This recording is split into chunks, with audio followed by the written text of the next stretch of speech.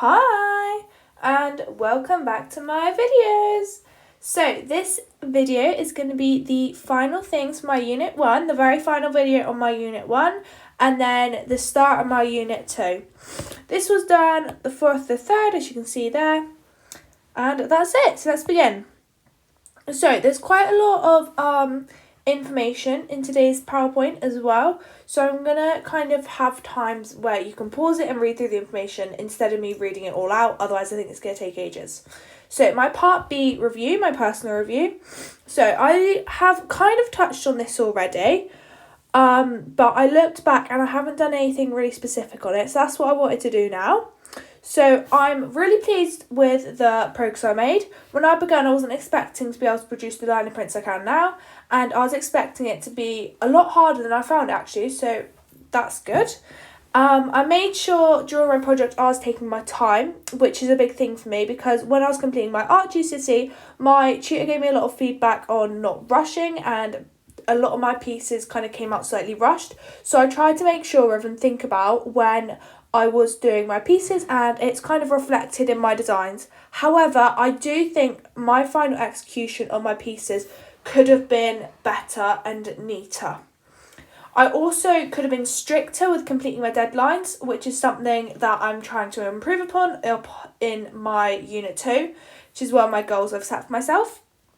I found it harder than other art forms in the sense that, like, mistakes are much harder to reverse. So once something's carved, it's carved almost, and obviously you can't really do much once it's carved. Like in painting, you can kind of paint over it, or you can, like, blend it in, but once it's carved, it's carved. So I did find that a bit trickier, but I definitely learned to do it and get around it. So that's a little review of my Part B. And then this is my Part B review from someone else. So I asked my dad to give me some feedback, and these are the questions down here. I kind of gave him some questions he could talk about and prompt, and then this is his response over here, so you can pause to read that. But I think it was quite positive overall, which is good. So Part C of my Unit 1, what I've done. So I realised last time that I forgot to add pictures of the Wizard of Oz, so they're going to be on the next slide. I've rewritten my Coldplay review. I've not fully rewritten it, but I've changed some things and typed it instead of having it handwritten, and I've received feedback of my reviews. So these are just the pictures of the Wizard of Oz, just as evidence that I went. And then this is my Coldplay review. I'm going to let you pause it to read this as well, just because I do want to try and get through everything today in good time. So you can pause that now. And this is my Part C feedback. So this is the feedback for my Coldplay review, and I was very pleased. I got 6 responses. Some of these were from family, some of these were from friends, some of these were from like people in my school and online and stuff. So it's a real mix of kind of maturity and age and like types of people almost. So, but in this one, I think I could have added more personal opinions and factual information, and I didn't include any photos on my form either, so that's talked about, which I could have done, and I should have double checked my grammar, which is also mentioned, just because there was a couple of mistakes in there, but it wasn't too bad. So, very thorough, lovely read, very good review. That's about my descriptive writing. Love to see some photos, which I mentioned just now. Obviously, I included photos in here, but I just didn't think about doing it in my form. I just forgot. Very informative, and more detail on my favourite moments and a couple of grammatical issues. So that's that there. You can pause to read it more in depth. And now on to my Wizard of Oz review. So this review I think was definitely better than my Coldplay review. Even though I did redo my Coldplay review, I just don't think it was as good overall. That also could be because It also could have been because it was a while since I went, I want to say last summer, like September 25 last year. So I went quite a while ago, so obviously my memory wasn't as vivid of that as it was for my Wizard of Oz, because I went for that just for my Arts Award to review it, but obviously my Coldplay, I went just to see Coldplay. So that could have been a factor as to why this review was better. But I, again, should have checked it and proofread it more. So that's the feedback here. I'm going to let you pause to read that as well, but I read through it all and I think generally it was better feedback or compared to the other review. There we are. So now on to my part D. So my interview with Kimberly, her questions and her rough responses. They're her rough responses because I can't say that very well, rough responses. They're her rough responses because I was just typing down what she said on my phone, so I thought it would be a little bit awkward if I was sat there with like a pen and paper. I just felt more comfortable just having my phone and jotting some things down, so it's not word for word, but you get the gist of it.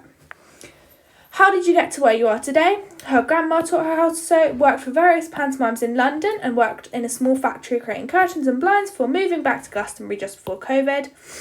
How did you open a shop? It just kind of happened. After I moved back to Glastonbury, I wasn't sure what to do after COVID, and this place was available to rent for not much, and it grew from there. How have things changed in time? People are less appreciative of quality. Nowadays, with big brands and fast fashion charging so little for bad quality products, people aren't willing to spend money for good quality, which I think can definitely kind of be seen just generally. Like, now we have like fast fashion and all these things like imported from all over the world. People don't kind of take the time to care about where things come from. So that's definitely a really kind of interesting response to see it has caused a direct impact on local culture. How long has your shop been open? I opened it 3 years ago. What do you enjoy the most? The finished project, getting to see someone wear one of my garments or use a pair of my curtains and them loving it, which I think is really lovely to hear. Anything you dislike? It's very time consuming and the seasons affect the busyness of the business. I think that's a word. I'm pretty sure it is, but it doesn't really look like a word, so the busyness of the business. You get what I mean.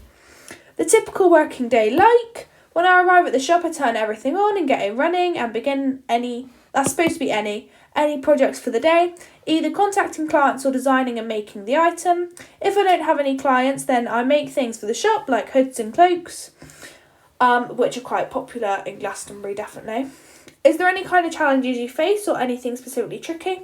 Sometimes there's days where everything just don't want to work. All the machines will go wrong at once and it can get really overwhelming, which I think kind of happens to everyone in different fields. Any advice you could give me to improve my skills? Old machines are much better, they're much more sturdy and reliable, which I definitely do have to agree with because I used to have a new machine that kept going wrong, but now I've finally got a lovely old machine and she's perfect. I love her. So, this is a summary of my part D, what I think about it, what I've found out about it, things like that. So, I use various methods of research, looking at college courses, degrees, where I can go after college, typical working day, and I interviewed various people. I've learned loads that I didn't know before on these careers, and I've really realised how much I would enjoy being an author or a seamstress. So I'm really glad that I did take the time to research both instead of just doing one. Kimberly and I have also been in contact and I'm starting weekly sewing lessons with my new Vintage Brother machine. I've decided I'm going to do a fashion and textiles A-level when I go to college next year. I'm considering a mixed A-level of English literature and language. But I really did find out a lot about being a seamstress and I think it's something I'd really definitely enjoy. And I've also been doing lots of quilting and things since then. So that's nice. I've also entered a writing competition with one of my favourite poems I've written and I've been inspired to read a lot more than normal that's been going on. And I think it was due to this, definitely. And I think if I was going to become an author, the publishing and editing part would be really hard, but definitely achievable. And I think if I were a seamstress, I'd like to be employed, not self-employed, from the research I've done. I think for me personally, being employed would be easier because I've got the specific time slots that I have to stick to. I have to go to work at this time, have to do that, have to do this. Instead of being self-employed, it's kind of a lot more up to me. And I think I'd struggle to find the motivation and keep on task and keep focused and stuff, and work enough at the set hours. So I think for me personally, being employed would be easier than being self-employed. overall, I've thoroughly enjoyed my research, and I was researching these quiz originally because I thought they seemed like something I'd be interested in, but I didn't realise how interested in them that I actually am, if that makes sense. So my perspective has definitely become stronger, and these quiz seem a lot more appealing to me than before. Like I said, I'm definitely going to take a fashion and textiles A-level in college, hopefully, if I get it, obviously. So now on to my unit 2, my part B, so planning. So I've come up with all my lesson ideas now. I've made detailed lesson plans. I've not included any timestamps in my lesson plans because I think it will vary depending on how much the children need explained to them. And I'm not sure because I don't know the average age of the class yet. But these plans can kind of be adapted for a suitable range of ages, kind of within primary school children. So I was thinking as a rough idea, just kind of a rough plan, 5 to 10 minutes of explaining time and then watching and listening. I was always considering bringing my screen with me and doing a PowerPoint at the start, but I don't think that'll be necessary for all of them. I think me talking it through will be enough, but I think I'm going to do some trial runs of lessons, just kind of to my dog almost, and go through what I want to do and what the best way to do that will be. And the rest of the lesson will be them doing the craft whilst I further explain, with pauses if needed so I can explain the process in further detail and they can pay their full attention to what I'm saying and demonstrating instead of kind of half-heartedly listening whilst they try to do stuff. If we pause, put everything down and then I explain it, they can pay their full attention and it can be a lot easier to get the word across. So these plans will help me develop my leadership skills by making sure that I'm organised and I'm on task and so I don't forget, and I can keep the lessons entertaining and engaging because I think that's really important for young children, stay entertained and stay engaged instead of losing interest. So by having my lesson plans, I can make sure I'm on track and not going off on a bit of a tangent because I do sometimes. So I'm now going to take you to my lesson plans. So I made a separate PowerPoint. I've decided that I'm going to do 5 lessons as well, and this is all of them. So my lesson plans, my nature crafts, my 5 sessions. Now, lesson 1 is going to be pressed flower candles. They're not in great detail. Obviously, I've never seen a lesson plan before, so this is what I thought would work best for me personally, having this amount of detail. So I'm going to let you pause it to read through instead of me talking everything through because, well, they're quite detailed, but obviously they can be more detailed, less detailed, but I kind of think this is what will work best for me, having them planned out like this, and then it's got really clear of each step of the process. So, lesson 2, sea glass pictures. All my lessons follow a kind of similar flow as well, so kind of explaining it, doing it, sometimes more explaining, and then at the ends showing the final result. Lesson 3, lollipop stick bird feeders. So again, you can pause to read these in depth. Lesson 4, handmade nature journals. And then finally, lesson 5, felt leaf bunting.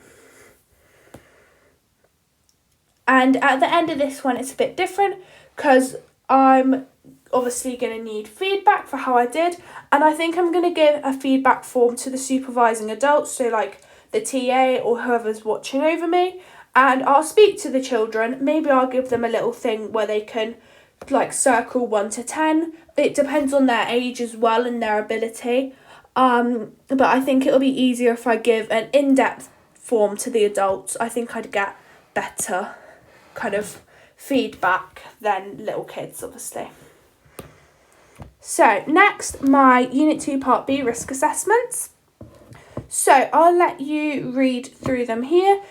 I've done it, so these facility/activity, I've done my lessons here and what lesson numbers it could be a potential risk in. The hazard, so broken glass, scissors, darning needles. Who and what may be harmed, you can see that here. The risk likelihood, I started doing this on a scale of numbers, but I thought it would kind of be easier if I just put unlikely, very unlikely, low, medium, stuff like that. There's no great risk in any of the lessons I'm doing, which I think is better. I think that's easier for me not to have like really risky things, obviously, with young children. But obviously scissors and things could be classed as risky, but I'm sure the children would have used them before. Being in a school, I think that's what they learned. So the severity of the harm, all of these you can see are kind of low or very low. My biggest concern was the broken glass, but that's only if things are dropped. And I think children aren't stupid. They're not going to go and play with broken glass. And obviously there'll be me there, there'll be supervising adults, so we can clean it up right away and take control of it. And it's only a hazard if they then touch the broken glass. So the overall risk, existing control measures. So these were kind of, obviously I don't know what the school already has in place. The school will obviously have their own risk assessments and things like that. But existing control measures, I just thought, what things can I do to prevent these? So like if the glass is dropped, it gets cleaned right away. Only adults to use the scissors. That obviously varies as well depending on the age of the children and their ability, because I'm not sure of their specific ages. If they're quite younger and they're still learning to use scissors, then I think that's for the best, only adults using them. But if they're older, if they're like 9, 10, well, my little sister, she's 9, and she can use scissors comfortably. So I think that's okay, and it obviously depends on what the school thinks as well. Darning needles. I chose darning needles specifically because they're much blunter, but they're still sharp enough to go through the felt. Felt's quite soft, obviously, but it would take quite a lot to pierce their skin with a darning needle. And then recommendations and further actions required. So like having a dustpan and brush available, having things out of reach from the children, like potential hazards, like the scissors and things like that. So, my Unit 2 Part B, my poster drawings. This is my final poster, and then this was just the time-lapse of me doing it.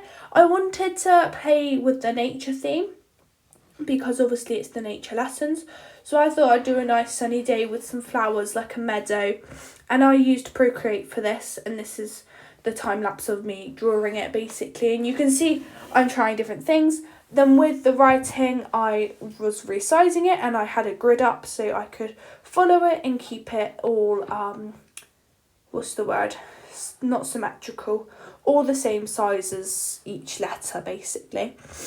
I can also, because this is an already existing club and the children are at school, I didn't want to add loads of information. So I just put a new after school club theme every Wednesday, but I'm thinking I might go back and add the time, what time it is maybe, or like every Wednesday afternoon, say. But I'm sure the teachers will also explain to the children what's going on. And because it's an existing club, obviously the children know if they're in the club or if they want to join just for this term. I don't know exactly how it works yet, but I'm hoping to find out more soon. So, Unit 2 Part B. These are things, I just made a list of everything I can think of that I might potentially need for all of the lessons, for all of them. And looking at the list, it doesn't seem like a lot, but I've gone over it quite a few times and I think it's everything I need. And I want to get all of these at least 2 weeks before needed for the set workshop. And obviously if I add anything else to this, then I will put this on my next PowerPoint and I can show you the updated version of things I've kind of thought of or remembered. The star there, that's things that some of them I might already have enough of, I just need to check. Like I have a lot of pens in my office, things like that. So I'll let you read through that. You can pause to read through it. I don't think there's any need for me to read through it. So Unit 2 Part B, what I need to do, and by kind of, I want to stay really organised with everything because I think that would be much easier than not being organised. And I think this is helping develop my organisation by creating lists and do-by dates. It's really helping me kind of stick to my deadlines, which were in my original leadership goals. So I want to trial each craft, so I have multiple examples. And you can see here at the end, I've put in brackets, how soon before the set workshop I want to get this done. I want to make sure I have enough supplies, obviously. I want to create feedback forms. I need to confirm the dates of the workshops and the ages of the children. I need to press the flowers, collect the sea glass and sticks. Now I've started doing this whenever we have like an old bouquet, or if I see lots and lots of flowers out when I'm out walking or running or whatever, I stop and pick some. Or our old bouquets, I've been pressing them and collecting old jars, things like that. I've been doing that as well, just kind of as they come. So, Unit 2, Part B, communication with the school. So, my dad's been in contact with the school so far, not me, but he is going to set up a WhatsApp group with me, so it's going to be easier to contacting the head, which will help develop my leadership skills by speaking directly with other adults. In this message, the headmaster basically explained that the school's in a trust, so she must check with the trust, but it should be alright. And since then, they've approved me to do it, which is lush. So I'm really chuffed about that.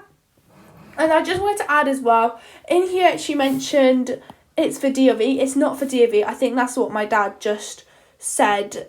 That's what it is, or that is similar to that. Instead of explaining, but obviously I can explain it further. I thought I'd just point that out so there's no confusion there.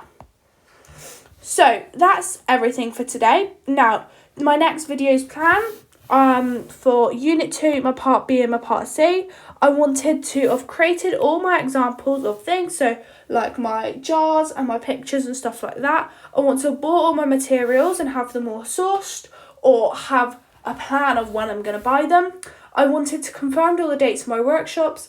I want to develop my leadership skills by completing this by my deadlines and staying organised with time management. I think that's a really big thing for me, just kind of in life as well. Staying really organised with my time management and my deadlines. Especially with my exams coming up, I need to make sure I've got lots of revision done and whatnot. I want to share my poster with the school. Share my plans with the school and just kind of confirm everything with them, make sure it's all okay, and I'll put any communication I have with them up as well. And maybe I'll begin my workshops. I'll have to see where I get to. So thank you for watching. That's everything, and I'll see you in the next video. Bye bye.